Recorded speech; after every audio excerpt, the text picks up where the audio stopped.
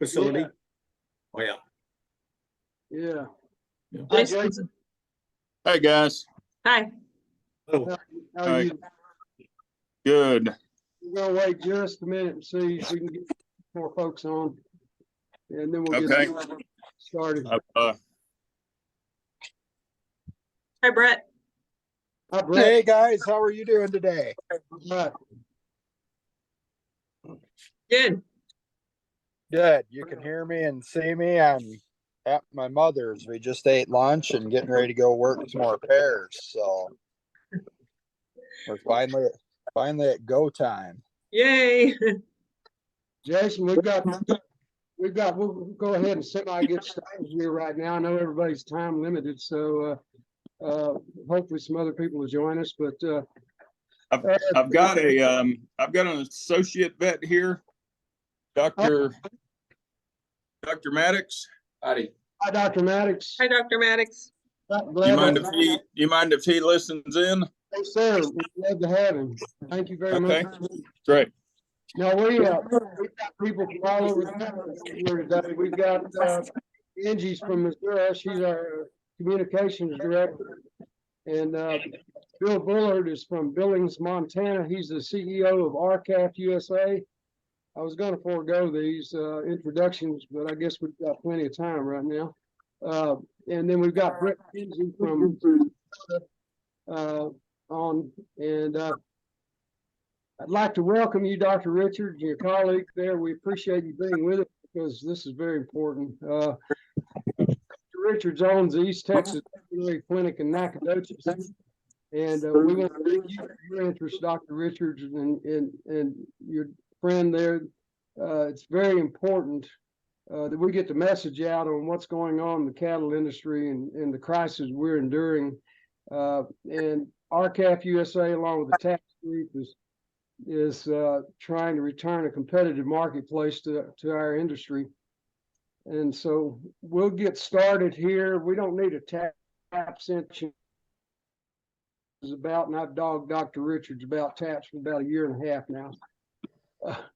So we'll get started with Bill. Bill, what we're going to do is start out with the issues we face in the cattle industry right now with the producers and the consumers and how we got here and ways that we can dig ourselves out of this crisis we're in. And then we're going to jump right into veterinary type issues and animal health issues, how they affect our industry.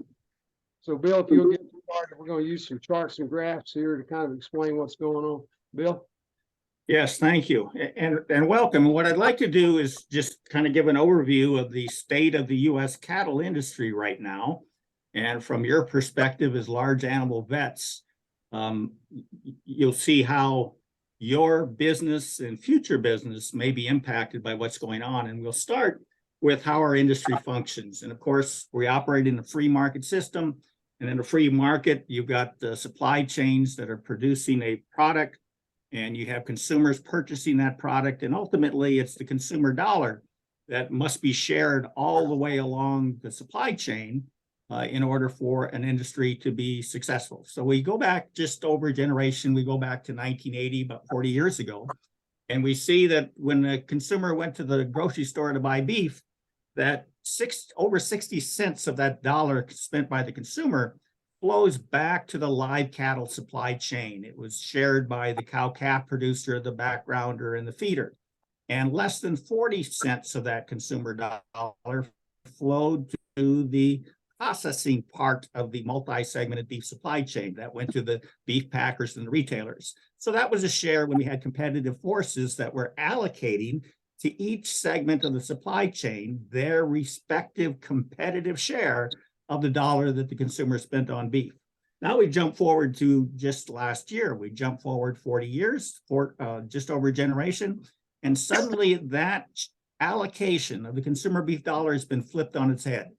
Today, we have less than 40 cents being allocated along the live cattle supply chain, and over 60 cents is now being deflected to the meat packers and the retailers. So you have a complete reversal, and you have to ask, how in a competitive marketplace, when competition was the controlling force at making the competitive allocations along the supply chain, how could that have completely reversed in the course of 4 decades in a competitive marketplace? And the answer is it does not happen in a competitive marketplace.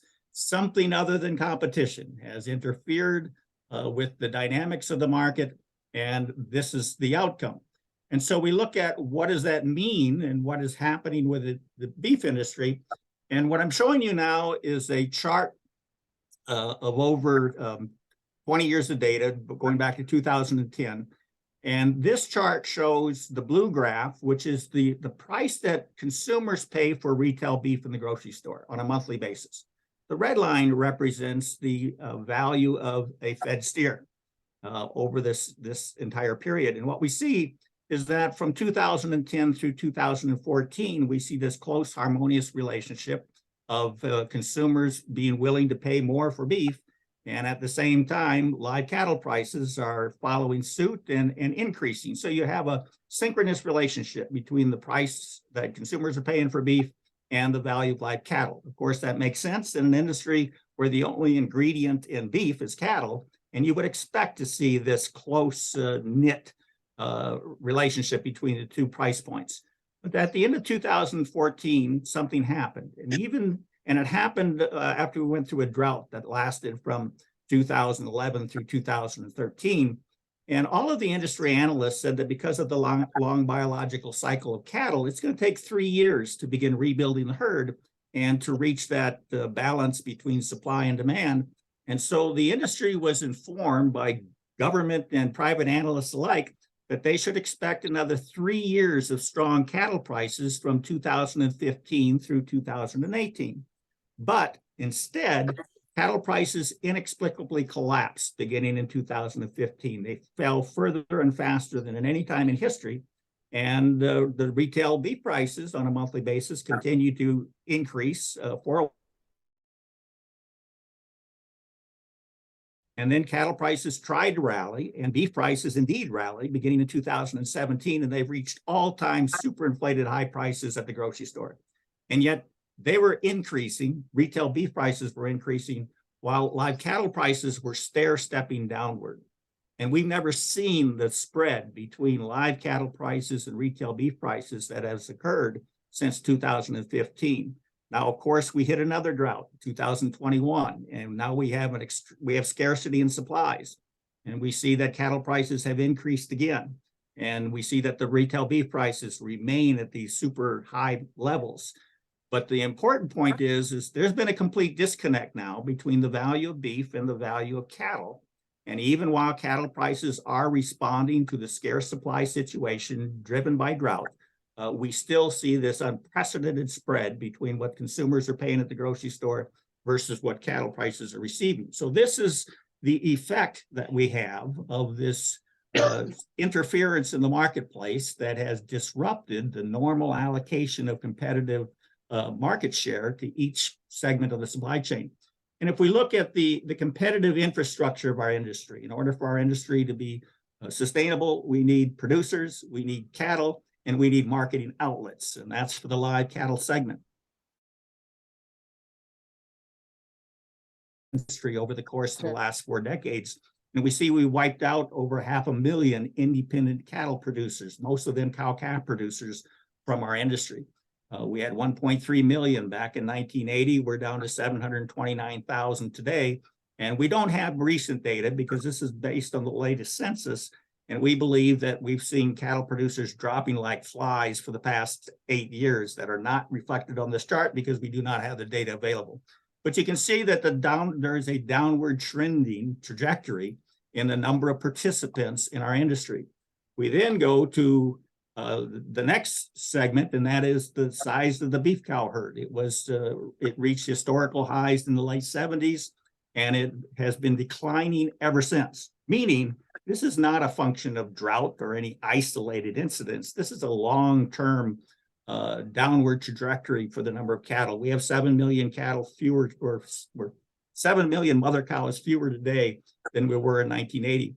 And in the middle of the draft, I point out where we entered what we call the globalization era, and that was when we entered the North American Free Trade Agreement.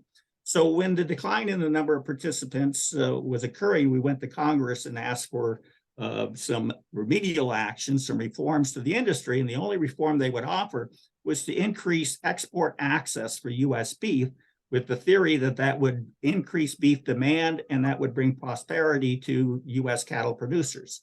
That was in 1994. Since 1994, we've seen a continuation of the decline in the number of beef cattle, also the decline in the number of participants. And so the theory that we could correct the ills of the marketplace by expanding export access and increasing beef demand was an abject failure. Beginning with NAFTA, 2005, we entered the U.S.-Australian Free Trade Agreement, for example. But again, this is a long-term downward trajectory, cannot be explained away because of any isolated incidents such as drought or any other incident or any other event that occurred in the industry. And then we look at the marketing outlets, the third leg of the competitive infrastructure necessary to maintain a successful industry in the United States. And that's our independent cattle feedlots. We had back in 1980, we had over 113,000 feedlots that were taking all these cattle from the cow-calf producer and backgrounder, putting them on feed for 120, 160 days and delivering them to the packer for processing.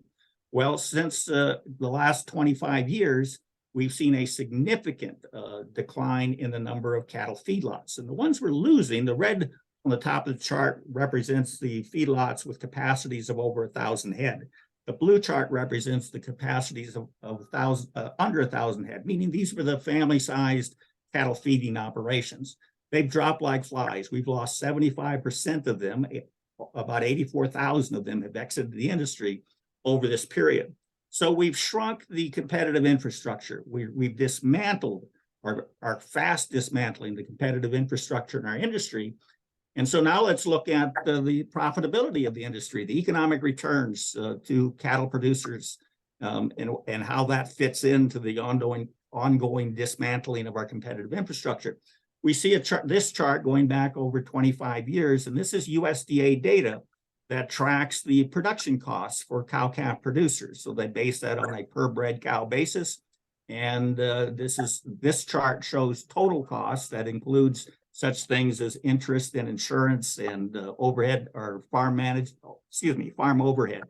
And you can see again, we have a downward trajectory in the returns to cow-calf producers over a long period of time. You see a spike there at the 3/4 of the way into the chart where returns to cow-calf producers increased. Well, this was following the 2011 to 2013 drought. We had scarce supplies. Our cow herd was the smallest in over 70 years. And when that occurred, despite the lack of competition in the marketplace, the residual competitive forces were able to take hold, and we saw cattle prices rise. And of course, we're going to see that kind of an anomaly again as a result of the more recent drought. But the significance of this is the only time the cattle industry is profitable is when there's a severe economic shock to the system. And we've seen 2 of these here recently as a result of drought.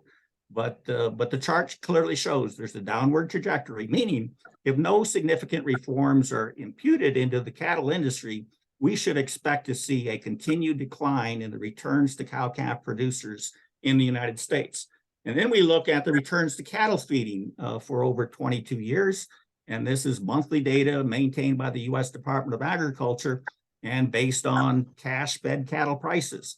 And as you can see, the dotted line is the trend line that over time, we continue to see a reduction in the returns to cattle feeding in the United States. And of course, that explains why we lost 75% of the farmer feeders, the smaller feeders with capacity under 1,000 head. What it doesn't explain is why do we have even a viable feedlot sector left in the United States? Why is it that the 77 largest feedlots continue to expand while the smaller feedlots are dropping like flies? And that brings us to what's happening within the industry. What are those forces that have interfered with the competitive marketplace? And what they are is they're novel contracts that have been introduced into the industry that give the meat packer tremendous leverage over cattle prices. Chief among those, and the most egregious contract, is called a formula contract, in which the cattle feeder commits cattle to a packer to be delivered at the end of the feeding regime with no price established. And when the cattle are finally delivered, the packer will base the base price of those cattle off of the cash market. And that cash market has been thinned, as we saw in the hog industry. When we lost the hog industry to the corporatization, the first thing that happened is the cash market shrunk, and the cash market became ultra thin, incapable of establishing a competitive price for hogs. And as a result, the only hog producers left today primarily are those who have some kind of production and marketing contract with the meat packers. Well, we believe this is happening today. We believe that some of these largest feedlots that are expanding while others are dropping like flies are receiving some kind of preferential treatment, like bonuses for the volume of cattle that they deliver, like financial arrangements available to the largest feedlots, not available to the independents, or even cost sharing type contracts, cost plus contracts that have enabled the packers to essentially pick and choose who among the remaining feeders are going to survive what is otherwise an unprofitable situation. Because of course, in this chart, the zero line, zero profits, is well above where the prices for cattle have been here of late. In fact, the average return to cattle feeding based on USDA data is a negative $27 per head per month for 22 years. And that should cause some alarm. And so now I'm showing a chart again with a downward negative trajectory. And this is taking the data out of those two pie charts from the beginning. This is how the returns to the cattle producing, the live cattle segment of the multi-segmented beef supply chain have shrunk over the course of 40 years. And you can see again the anomaly where cattle prices spiked and the returns to the cow-calf producer and backgrounder feedlot increased to profitable levels back in the 2013 and 14 period, but then suddenly fell just as soon as the drought was over, despite the fact that it takes 3 years due to the long biological cycle of cattle to replenish, to increase, to rebuild the herd in order to reach the equilibrium between supply and demand. And so one of the factors that are affecting the industry is the trade, because again, that was the solution offered, that we were going to increase market access. So in the process of increasing market access, we relaxed our border restrictions and invited and facilitated more imports in the United States. So this chart shows that through on an annual basis, the volume of imports and exports and the deficit resulting from them. So this is the volume of beef and cattle and processed beef and variety meats export that the United States trades with the rest of the world. And the maroon line in the middle represents the exports of U.S. beef and cattle to other countries around the world, over 57 countries that we export from. And so you can see that this has been somewhat volatile, but overall, we're now exporting far more, twice as much as we did back 40 years ago. But the blue graph represents the imports of beef and cattle from 20 different countries that we import from. And as you can see, the imports have far outpaced and overshadowed the exports during this entire period. And I think I went back to 1990. Data here of over 30 years. And you can see that the United States maintains a persistent trade deficit in the volume of beef produced in the United States with the rest of the world. And if we look at that from, all right, so I've got to back up. What I just showed you, this chart that we're looking at now, this is the trade, not with the rest of the world. I apologize for this. This is trade only with Canada and Mexico under the North American Free Trade Agreement. So you can see that we are actually, in the last year of this chart, 2021, we were importing about 3 times the volume of beef from Canada and Mexico. And recall, Canada and Mexico are considered to be our most important trading partners by the beef industry. And yet these two countries are creating a tremendous trade deficit for the United States. So this is Canada and Mexico specifically. It's the North American Free Trade Agreement, started in 1994 and is now it's now called the U.S.-Canada-Mexico Agreement. Now I'm going to show you the chart with the rest of the world because obviously we have some important export markets: South Korea, Japan, and now China. And you can see that on a volume basis, the maroon again are exports from the United States to the rest of the world. The blue graph represents the imports that are overshadowing and outpacing the exports. And you see that we continue to maintain a price depressing deficit and have over a long period of time. And you can see in the middle of the chart that the darker part of the graph, which represents our exports, fell in the middle of the graph. And this is when BSE was detected in the Canadian cattle herd. And subsequently, an imported cow was brought into the United States and detected with classical BSE in Mabton, Washington. And about 57 export markets closed their borders. Our exports didn't fall to zero, but they became historically low. And I could show you in another chart, it was at that time that the border was closed to Canadian live cattle for about 2.5 years. And that was another period in history when U.S. cattle producers actually did enjoy prosperity because fed cattle prices for the first time in history jumped up over $100 a hundredweight at that time. And it was just cutting off a relatively small supply of cattle. The Canadian cattle represented about 5 or 6% of domestic slaughter. When those cattle were precluded from U.S. production, the demand for U.S. cattle increased and the packers had to pay more for cattle. Now, the packers complained that this period, this BSE situation, cost the industry about $9 billion. And indeed it did. It cost the meat packers about $9 billion because they had to pay far more for the domestic cattle from U.S. cattle producers. So the industry wasn't hurt by this. In fact, the cow-calf producers and backgrounders and feeders enjoyed prosperity during this period because the meat packers in the industry had to incur higher costs. So what we have is two factors affecting our industry. We have concentration, where we now have 4 packers controlling 85% of the fed cattle market. And as a result of the inherent buyer power that they possess and their ability to procure cattle using these novel instruments that give them tremendous leverage, we see that we have drastically shrunk the competitive infrastructure in the United States. And it's all on a downward trend. We can predict the future. If no meaningful reforms are made, we should expect to see a continued decline in the number of cattle producers in this country, a continued decline in the size of the U.S. cattle herd, and a continued decline in the available markets that cattle producers have for their cattle before they reach the meat packers. And also as a result of the long-term trajectories that allow us to predict the future, we can predict that the returns to cow-calf producers will continue to dwindle. We can expect that rural communities that are supported, whose economic base is supported by the cattle industry, will continue to hollow out. And looking at the feedlot sector, we can continue to predict that we will see many or much fewer feedlots, far fewer independent, smaller feedlots, and we will simply move to an era of the mega feedlots that are receiving compensation that is not associated with the actual market value of the cattle in order to keep those cattle feeders providing the volume of supply necessary for the packers. So that in a nutshell explains where our industry is at and why our industry is in a crisis today.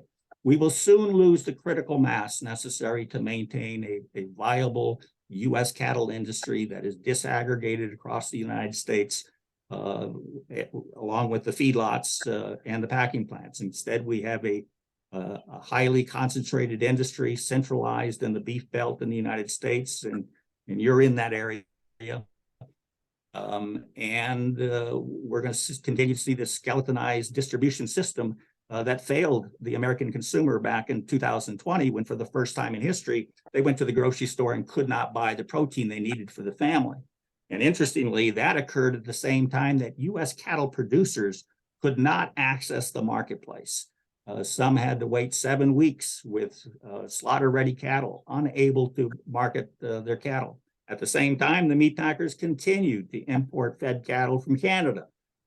What they were doing was purposely ignoring or overlooking the domestic cattle producer because had they jumped into the market when the supplies were tight as they were, they would have driven cattle prices up. And of course, that is not in the economic interest of the meatpacking industry to do so.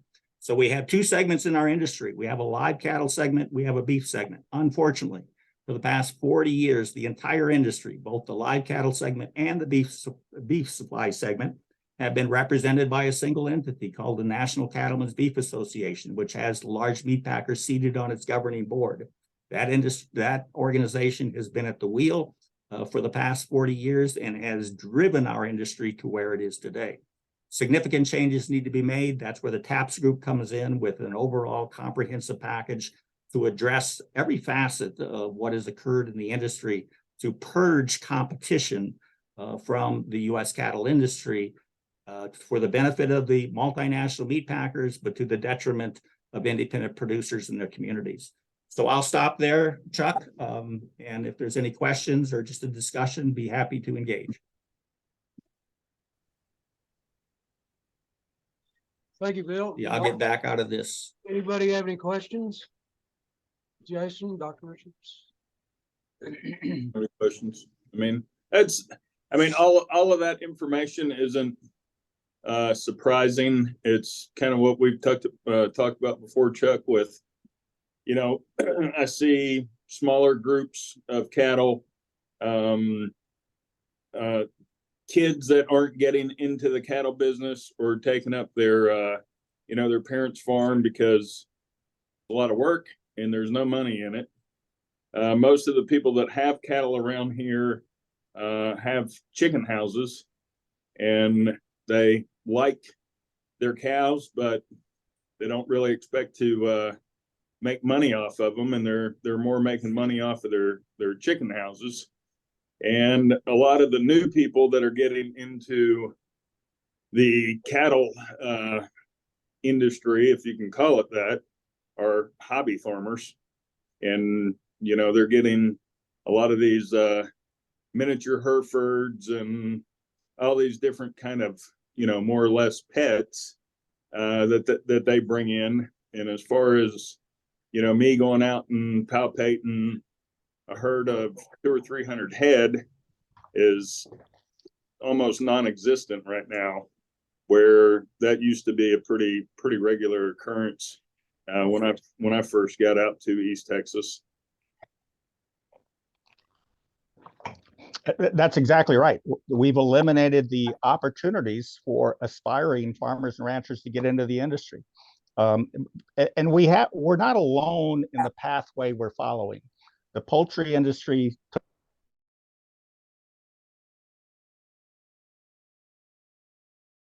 the entire product from egg to plate in that case. And it happened in the mid 1990s with the hog industry. We once had, just 40 years ago, over 667,000 independent hog producers scattered all across America. We wiped out 9 out of every 10 of them.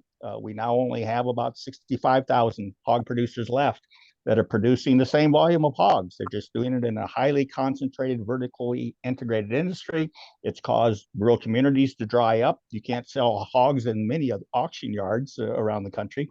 But it fit the model that our industry is going, the globalization model. This was a highly corporatized, vertically integrated industry controlled by the corporations. The last frontier is the U.S. cattle industry. We still have some semblance of competition left.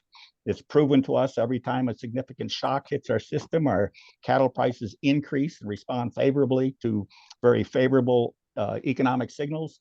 But we're fast becoming vertically integrated, just as our sister hog industries and poultry industries already have. That means fewer participants, fewer needs for large animal vets as we continue to concentrate and consolidate this industry. So how do you perceive them continuing to do that?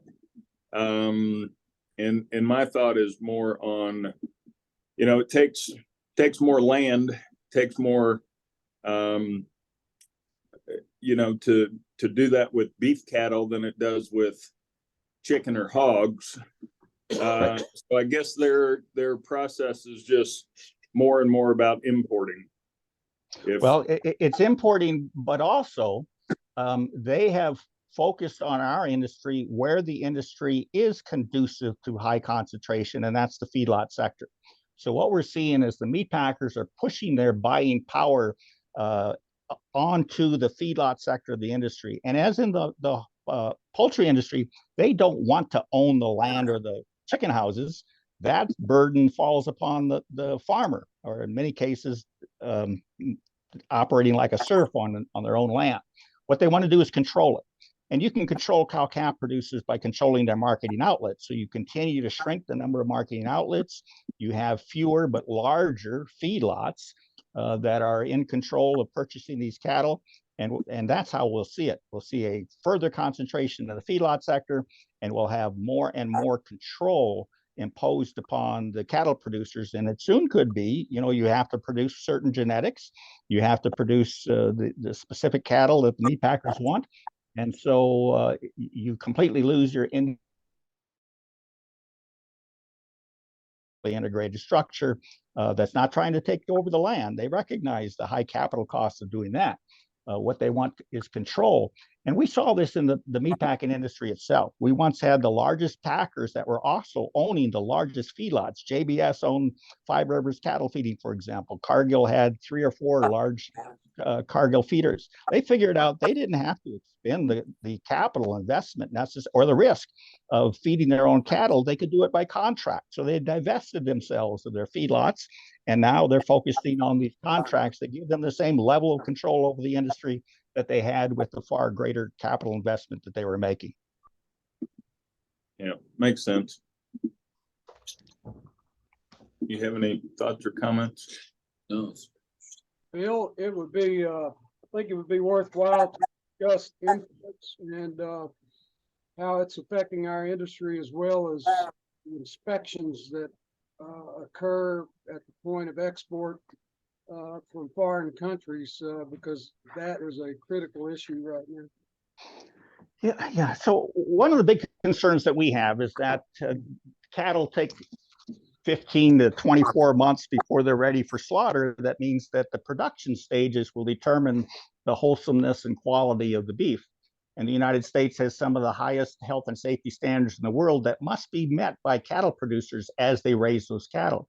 We're very concerned that countries like Namibia, Africa, Costa Rica, Nicaragua, Uruguay, Argentina, Brazil, or any one of the 20 countries that we import from are not subject to the same level of production standards as the United States.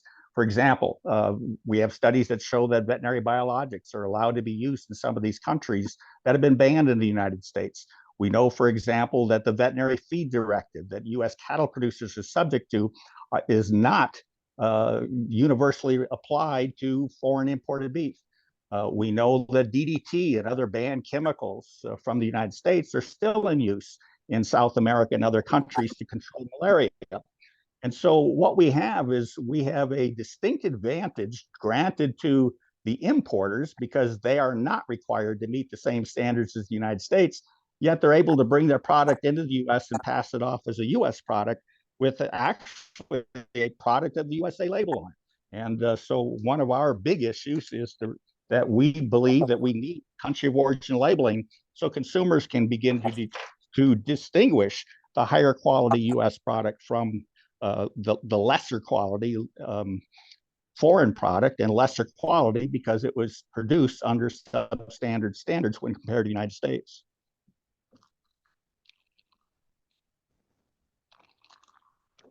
It wasn't long that too long ago, the National Football League was warning its players not to eat beef from Mexico or China because clenbuterol was detected in the product, and that's a product that's been banned in the United States.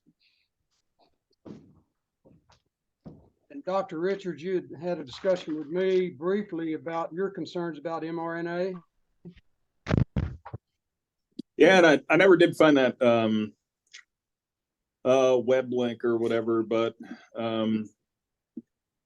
I guess I've seen some things or read some things in New Zealand and other countries that are basically they're mandating that their producers vaccinate cattle with an mRNA, and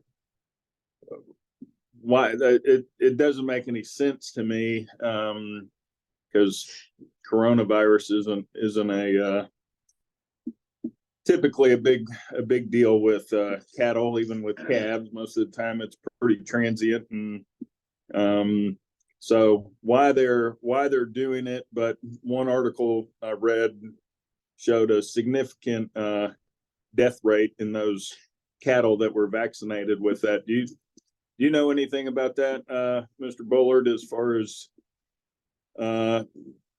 mRNA vaccines and testing essentially that's going on in New Zealand or Australia?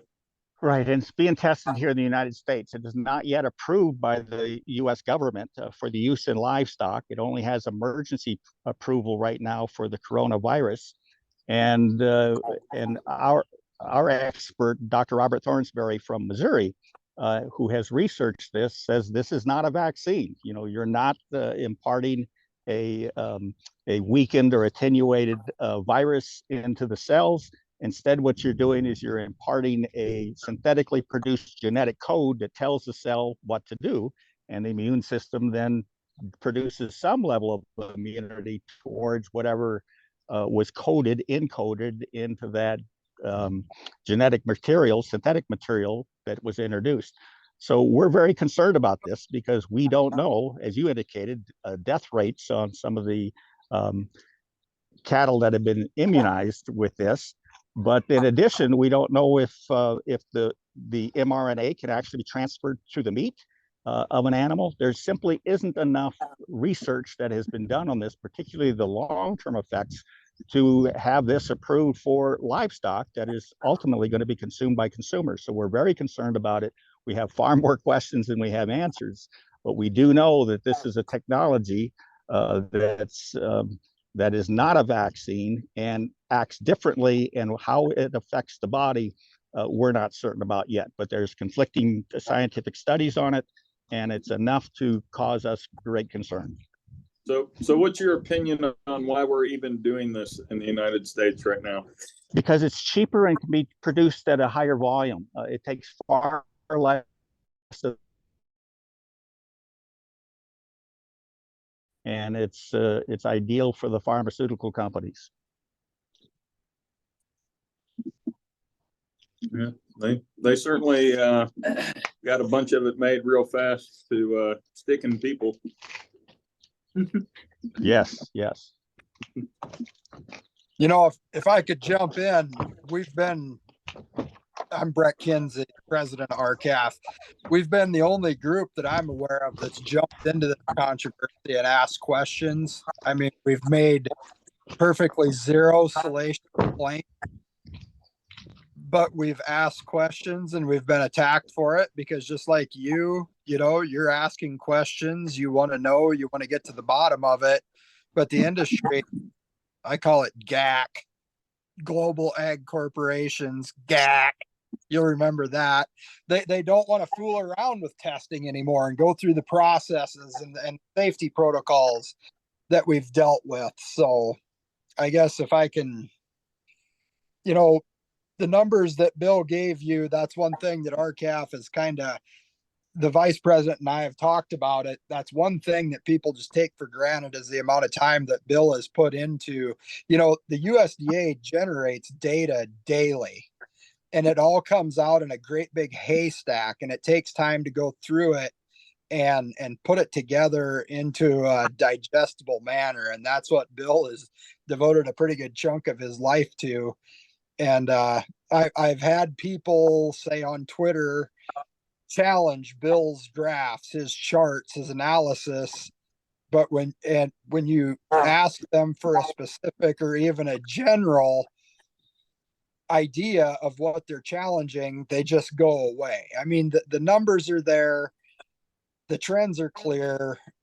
We know what the problems are. The question is what are we going to do about it? And I guess I would just say that we're the group that's unafraid to ask the hard questions. We're disciplined enough not to make baseless accusations. It really is about human flourishing and keeping the population fed. And just like you, the cow herd dictates your clinic's success. Your clinic's success, maybe your wife is a teacher, right? You know, this is about rural America, a system that works together to keep America fed. You know, if your customers go away, you go away, your wife's students go away, your imaginary wife, I'm saying as an example, but this all plays together to create a resilient system, you know, to create a resilient food supply. And so that's why it's upon us to stand up and hope that the rest of America will come along. I was just before this meeting, a friend sent me a short video clip of RFK Jr. I don't know. He's a Democrat. He's recently announced a bid for the Democratic presidential nomination. And I don't know a lot about him, but he talks a lot about mRNA and the pharmaceutical industry. But he was talking about USDA and how it's been basically overtaken by a lot of these big global ag corporations. And then he talked about the pharmaceutical industry, he talked about the educational, you know, all of these letter agencies. So that's really what we have to do, of what these letter agencies do and make us serve us first so we can have a strong country, if that makes any sense. So yeah, we're see a real coming. We have Republicans stepping out. Oh, we've filed a mandatory country of origin labeling bill, the American Beef Labeling Act. That's something that up until a few years ago we didn't have done. So we're seeing people come out, but ultimately the American people are going to get the country that they want, and they're going to have to help us out a little bit because, you know, only public outcry can override PAC contributions, and the other side has all the money. So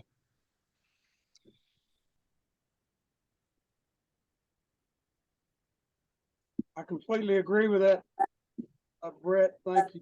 The problem we have in the industry right now, and the crisis we face, is educating folks out there. Because, Dr. Richards, I know you see people every day, and I would love to just come follow you through a day sometime and just have a notebook. Like to talk to these guys that pull in with a 28-foot cattle trailer and got their dogs and their horses, and then they got some cows there they want you to palpate. I'd love to just ask about 10 of those folks what MCOOL is, you know, mandatory country of origin labeling, and ask them what they see as their biggest concern in their business is. We have to educate people. Out of the 0.5% or less of people that produce the food that we have in this country, I would say half of those don't know there's a crisis. They know that they're not getting paid what they'd like to be paid, but they don't know why. And then if you look at the 95% of the people that are carnivores in the United States, and I'll bet you 94.9999% don't know what's going on. And the only way we're going to get things corrected is to get people educated and have them to make this situation a kitchen table conversation, and to have them to contact their congressmen and senators, write letters, petition them, because the only people talking to our congressmen and senators right now, or the majority of the people who are lobbyists that are getting paid and paying them big bucks. They're lobbyists for the Packers. And because we see this all the time. We talk to congressmen and senators' office on Zoom calls just like this. One of the first things I ask them is you know, what do y'all know so far about what's going on in the beef industry? And I'm talking to like their point ag person for the congressman's office. And they say, we're up to date on everything that's going on in the beef industry because we talked to the NCBA, National Beef Cattlemen's Association. That immediately tells us that you don't really know what's going on, because the NCBA is getting paid by the beef packers. they're also getting paid by the cow-calf producers from dues that people that belong to NCBA are paying them, and they're also receiving big bucks from the other side. So they don't necessarily represent us. And then when we try to get in-person meetings with a lot of these folks, they're stonewalling us and putting us off. And we know why now. It's because we talk to them, and then they talk to somebody from NCBA, and they say, hey, everything's fine. Keep the status quo. Don't worry about what you're hearing out there from the cow-calf producers. Listen to us. But by the way, let me take you out for a steak over here to Roos Chris. You know, buy you a $200 steak, and when we come back, I want to give you a campaign contribution. We can't do that. We're poor farmers out here. So we've got to educate the public.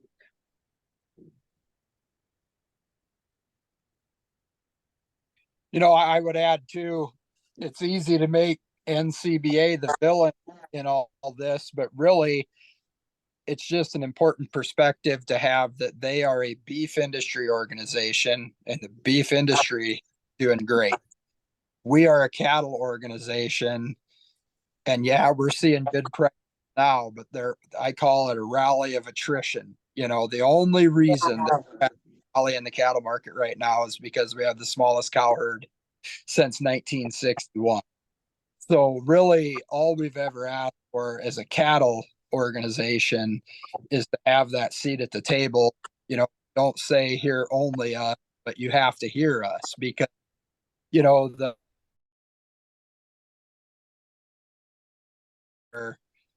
is just a natural antagonistic relationship. Like, you go to buy a pickup and a guy's selling you a pickup, you're not really on the same team, right? You both have the goal of somebody getting a new pickup, but you want to buy it cheap, he wants to sell it high, and let the negotiations begin. And that's really what we've been missing here, I would say, about 40 years in the formation of cattle and beef policy, is that interaction that occurs. Because I don't, you know, is it too much to ask to have a competitive market for a perishable product that takes, you know, 2 years from birth to plate?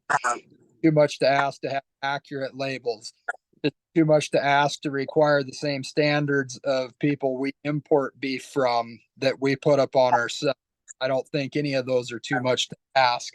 And I think that given the chance to sit down at a table and have a back and forth, these Congress people would choose to re-engage with USDA to make those things occur. I mean, to me, it just is common sense as far as, you know, what if we're importing in, you know, beef that doesn't meet the same regulations of what we're requiring. It just doesn't make any sense at all. I mean, I don't even see how that can either. You know, probably a lot of other people are probably pretty naive, and just assume that it's a fair market and everybody's playing on the same game. But yeah, I mean, to get just some basic information out, like Chuck was saying, as far as educating people and making people aware of what's going on, I think is you get more people that don't have the wool pulled over their eyes to, you know, see it. So I think that's good info. Yeah. Well, the American people shouldn't have to do a research project to tell where their food comes from, right? If it has a label on it, that label needs to be the truth.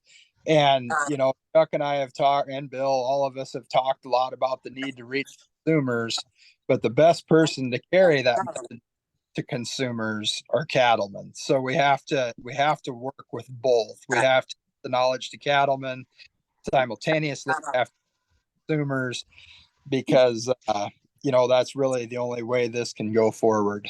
You know, Yeah. in this country, common sense doesn't just happen. You have to be pushing it and making it happen. Yeah, and like I was telling Chuck too, a lot of people that I know that are cattle producers that are aware of this, they've just gone to, raising their own beef and just not even going to the grocery store anymore. And, the limit to that is if you call someone up and say, hey, I've got a steer that's, ready to be processed. They're like, yeah, we can get you in about 6 months from now. So you kind of got to, plan pretty far ahead of what's going on. And I've got a steer that I'm going to do that with who I'm about ready to wean it. And as soon as I wean it, I'm going to start making some calls to, get it set up to get processed. So I know where it came from. I know what's in it. But there's not a lot of Americans that are able to do that, especially, those in the city. So, but that's a bigger and bigger trend that I see people around here doing. So, but yeah, I appreciate the info and appreciate you guys and Bill doing the homework. This is Angie. Yeah, Oh, go ahead. well, I was just gonna say, I have to share with the doc, the clinic that does our work, we've got about 400 cows, 3,000 head feedlot. And the clinic that does our work, it's a cooperative clinic. There were 5 vets practicing at it when it was established. Now there's 4. And one of the vets confided in me that they're not nearly as busy as they used to be either. And not because more vets have come into surrounding communities. There's just not as many cows, right? But one of the vet that founded this cooperative clinic, and I mean, he's a sharp guy. It's hard to bring 4 or 5 PhD professionals in as adults and keep them working together, and to have a successful, positive business. But he recently retired and sold out his share, and he took a job with Multiman just to kind of give him something to do in retirement. He's probably 75, almost kind of I don't know, George Washington figure to me, just a really sharp guy, the guy that you call when you have problems and he helps you through it. And he's been around and has perspective. Well, he came to the RCAF convention last year. We had talked for 20 years about RCAF with him. And he had a chance to sit through it and watch. Came up to me afterwards and he looked me right in the eye. He said, Brett, I've got to tell you something. I said, what's that, Doc? He said, you guys are the most underrated and unappreciated group. No, he said, you guys are the most important, underrated, and unappreciated group in America. He said, there's nothing that I saw here today that I disagree with. And frankly, your ideas excite me. And I mean, there just could not have been a better compliment coming from a guy that you hold in high regard. That so, yeah. But well, no, that's cool. I mean, I started working with a guy who was a dairy vet before I graduated, and he was a mixed animal practitioner.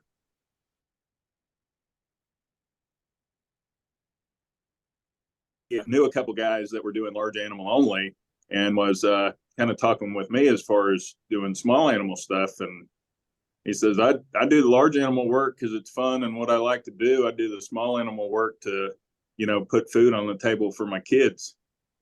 And, when I first got out here, we were probably 50-50, maybe 60-40 large animal compared to small animal.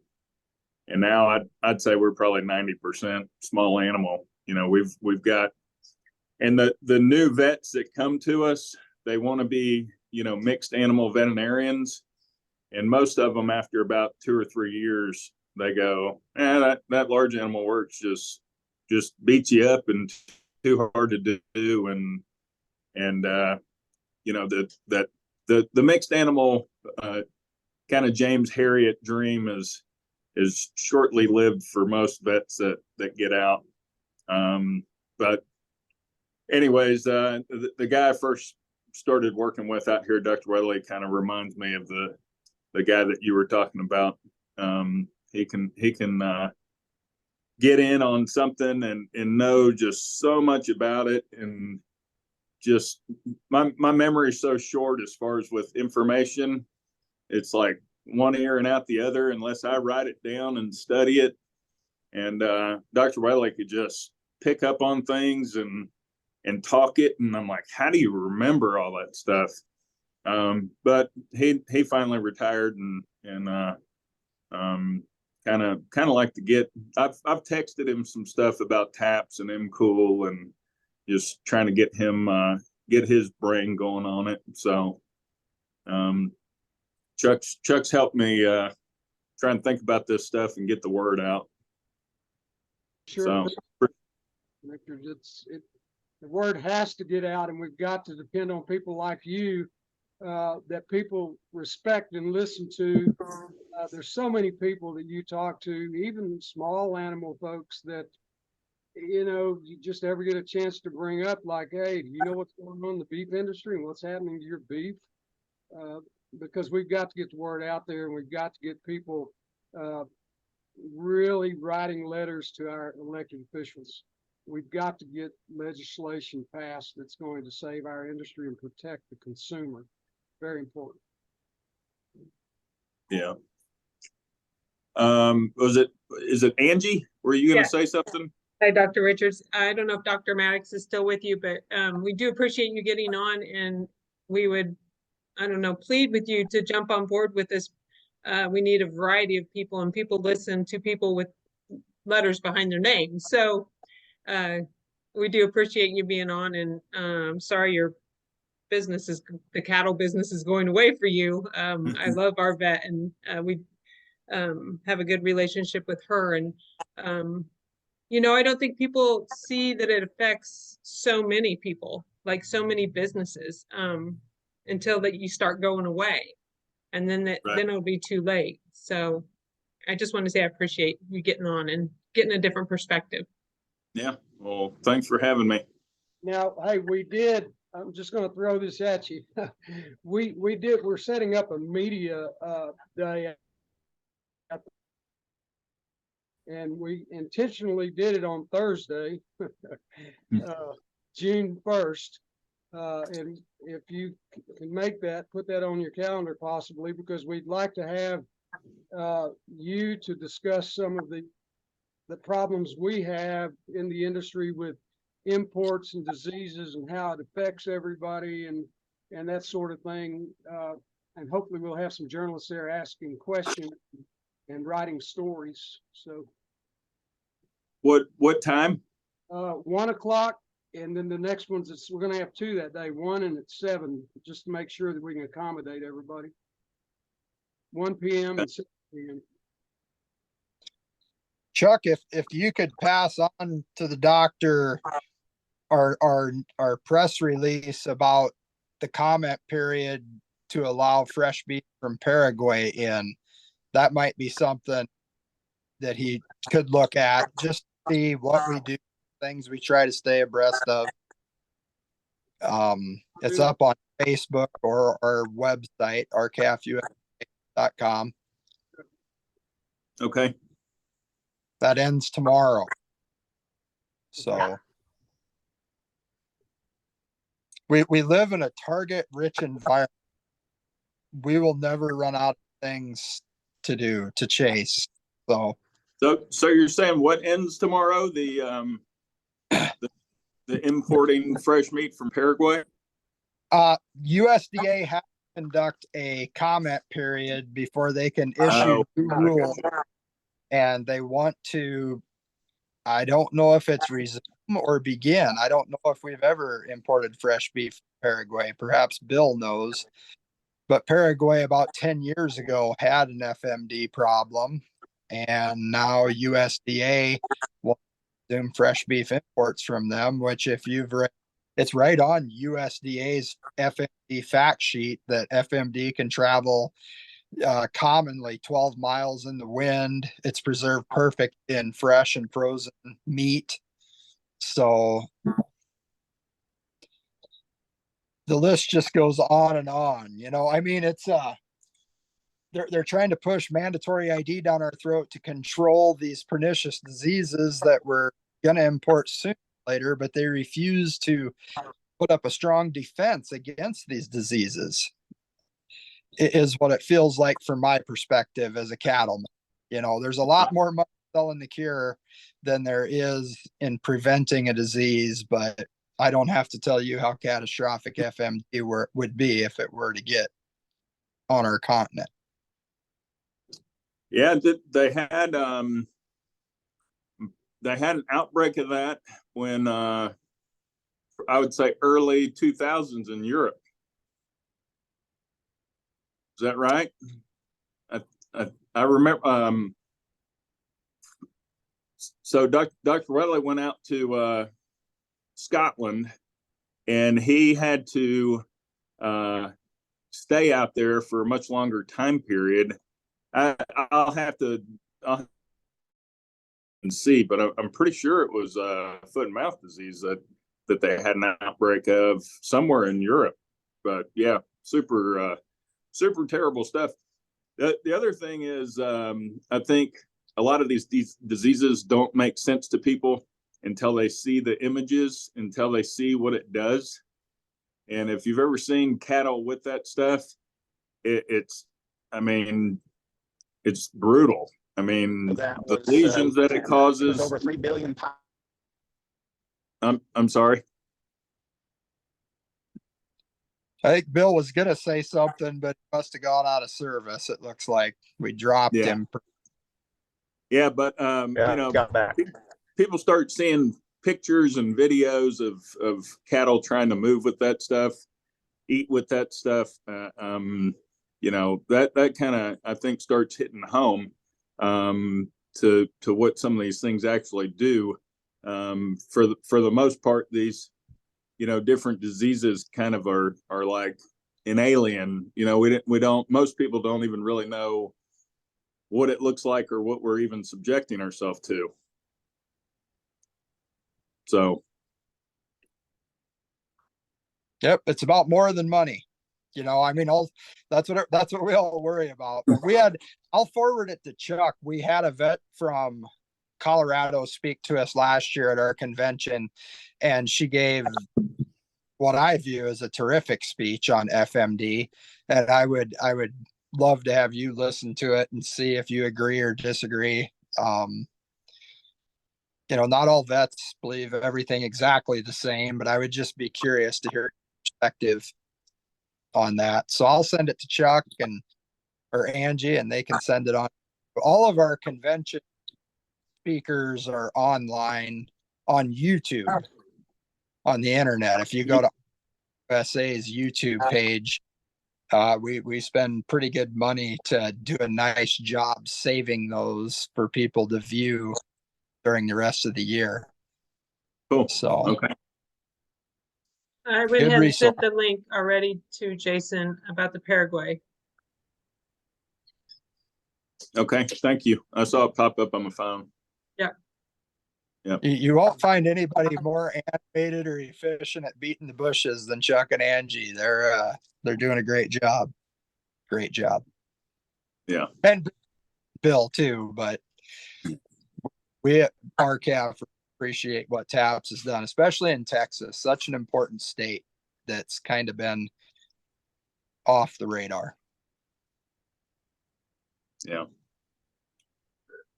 Well, I've got to check out, guys. Again, I appreciate the info. I appreciate Chuck. I don't know why he thinks I'm potentially important in this whole thing, because I always tell him I'm not a very smart person at all. I'm not an intellect. I just work hard. That's all I know to do. You're the best veterinarian I've ever had. I tell you what, this guy came out 2 years ago to my place on a Sunday afternoon, 45 miles away, under tornado threats. He had to drive a back way around to miss the flooding. I've got pictures of him with lightning striking all behind him while he was helping us pull a calf. There's nobody like Dr. Richards. So that's what I was saying. I'm not a very smart person. So, all righty. You guys have a great day. Thanks again. Thank you, Thank you you, too. guys. Be safe. Thank you, All right. Jason. Bye-bye. Bye. Goodbye.